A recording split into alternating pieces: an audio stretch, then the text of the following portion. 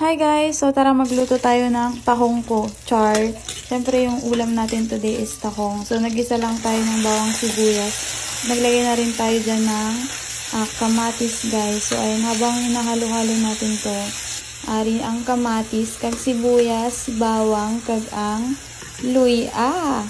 Ano guys, ilonggo lang nga. Ari ilonggo. Nagbutang na tanasang green shell na kung tawagin ang tahong. So ara guys, nami giding tahong guys, wala makabalo.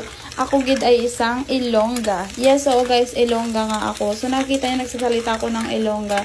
So parang di lang halata guys. So Ilongga talaga ako. Ari nagkuha na ko sang sabaw sang bugas. Oo, nakikita mo 'di ba, sabaw sang bigas. Ayan guys, kinuha ko yung sabaw ng bigas at nilagay ko diyan. Daw kahig ko, balatan awon, pero nice, nami gid na sa bala. Nagbutang ko magic sarap, kaging butangan ko man sang asin. Ang asin bala pang pabalance lang na, pero konti lang gid. So gintakluban ko, para si Gaga, ginbuksan ko naman kay nalipatan ko ni bala ang tawag sina nga gani, ano ni gani, mang may itom-itom. Basta yun na yun guys. Ara, ginpaluwag-luwag ko naman sa guys, kag ginhalo-halo ko naman. So maya-maya maluto na ni sa kag-ari, kagin sakluban ko naman guys.